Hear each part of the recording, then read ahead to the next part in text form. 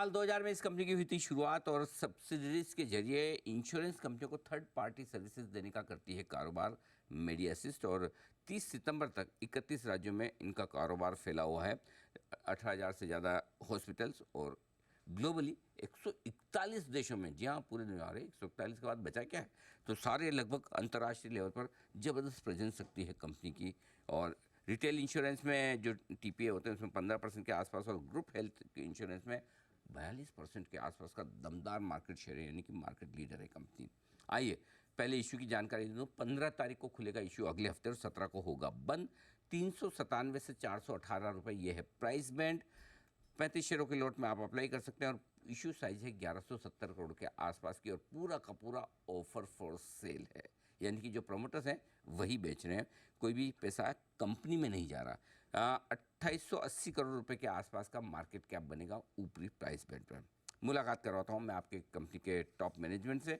हमारे साथ कार्यक्रम में शामिल हो रहे हैं कंपनी के चेयरमैन और whole time director Vikram Singh Chatwal साहब, और साथ ही सीईओ और whole time director Satish Giddu साहब भी कार्यक्रम में शामिल हो रहे हैं। पहले मैं चटवाल साहब का आपको परिचय दूं। सर ने जवाहरलाल नेहरू मेडिकल कॉलेज बेलगाम से एमबीबीएस की डिग्री हासिल की है। Institute of health care administration Chennai से आपने पब्लिक हेल्थ एडमिनिस्ट्रेशन में पोस्ट ग्रेजुएशन डिप्लोमा किया है। पेरिस से आपने इंटरनेशनल मैनेजमेंट में एमबीए भी किया है। 2007 से आप कंपनी के साथ एडिशनल डायरेक्टर के तौर पर जुड़े हुए हैं।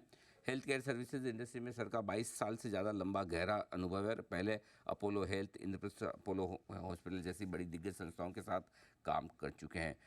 सतीश गिड्डू साहब जो हमारे साथ कार्यक्रम में शामिल हो रहे हैं, आपने सर आईआईटी मद्रास से बीटेक नेवल आर्किटेक्चर की डिग्री हासिल की है। 24 साल का आपका लंबा गहरा अनुभव है और आप भी अक्टूबर 2013 से कंपनी के साथ हैं। आप दोनों का बहुत बहुत स्वागत है। धन्यवाद हमें समय देने के लिए।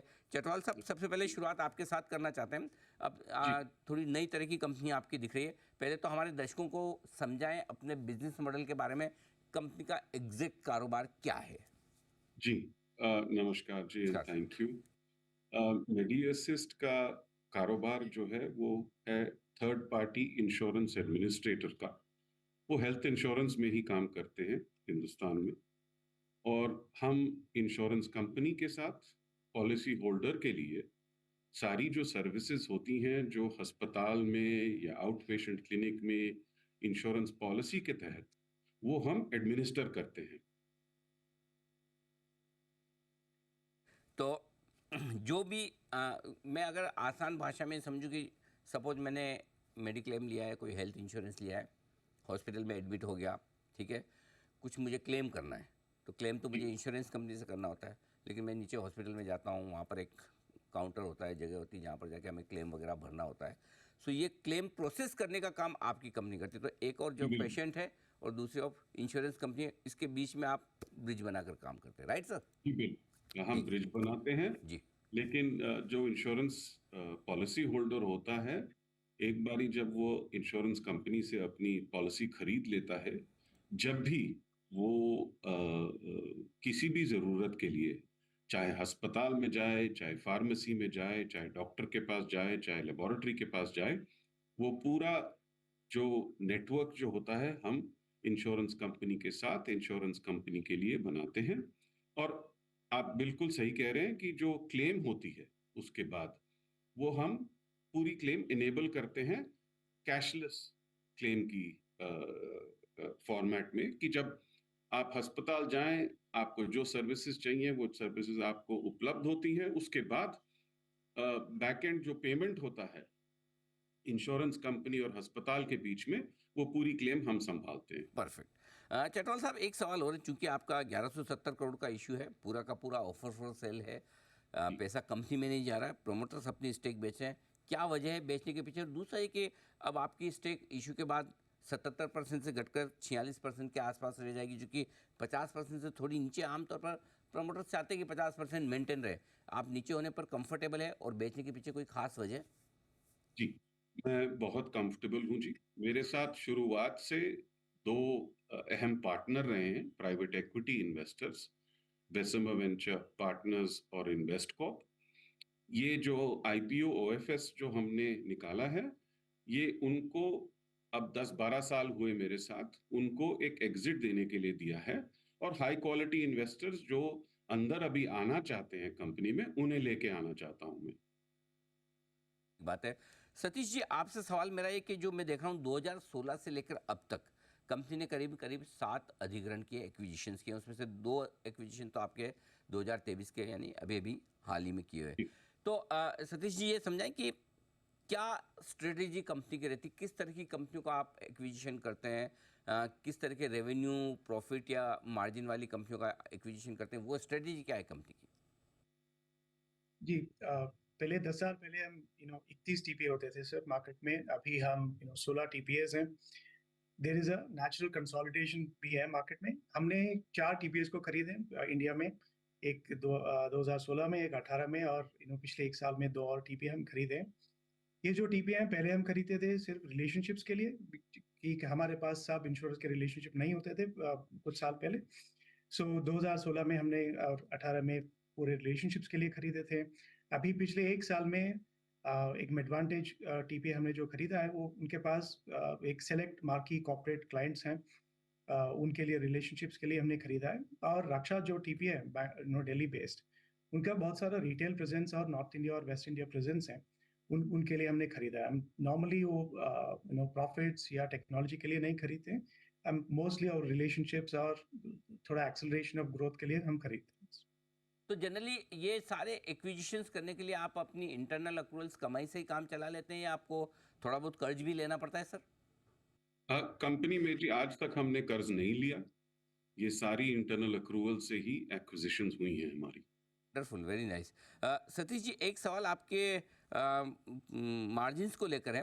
वैसे तो जी। आपके प्रॉफिट मार्जिन्स 14-15%, 16% की रेंज में काफ़ी मजबूत दिखते हैं, लेकिन ये इस साल में जो पहले 6 महीने या मार्जिन्स घटकर 8% आए, उसकी कोई खास वजह और रीजनेबल मार्जिन्स कंपनी क्या मेंटेन कर पाएगी, वो जरा समझाएं सर। जी।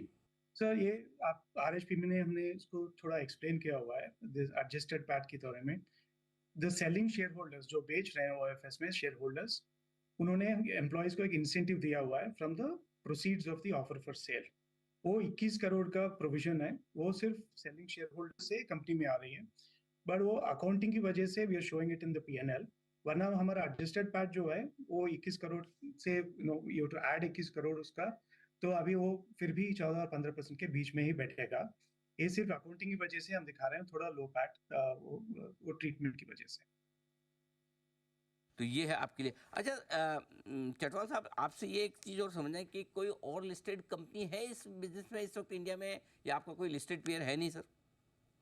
भारत में कोई और लिस्टेड कंपनी है नहीं जी। Hmm. We are the first. Okay. In the rest of the world there are comparables, पर भारत में कोई नहीं है जी। अच्छा सर, एक चीज़ और जो मैं पढ़ रहा था आपके कंपनी के इंट्रोडक्शन में कि आपका कारोबार सिर्फ हिंदुस्तान में नहीं है, कुछ 140 देशों में, सर सही है? कि हमारा कारोबार सिर्फ हिंदुस्तान में है। जो हमारी ओवरसीज नेटवर्क जो है, हाँ। और जो हमने ओवरसीज कंपनी जो खरीदी थी पिछले साल मेफेयर वीकेयर, हम्म। उसके तहत हमारे लिए हमने जो ग्लोबल बिजनेस जो खड़ा किया है वो हिंदुस्तानियों के लिए है। जो इंडियन कंपनीज हो, जो बाहर अपने एम्प्लॉयज भेजे काम के लिए, चाहे इंडियन ट्रैवलर हो, उनके लिए किया है। और हमने वो एक सीमलेस नेटवर्क बना के जो हिंदुस्तान में हम सर्विसेज देते हैं, अब आप 140 देशों में जाके वही सर्विसेज हमारे साथ ही ले सकते हैं। ये very India focused, India centric view है जी।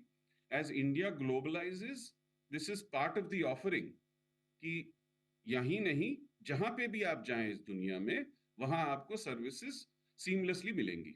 अच्छा चटवाल साहब, देखिए ऑलरेडी आप ग्रुप हेल्थ इंश्योरेंस मार्केट में आपके पास लगभग 42% मार्केट शेयर है, अनडिस्प्यूटेड लीडर है आप वहाँ पर, ठीक है।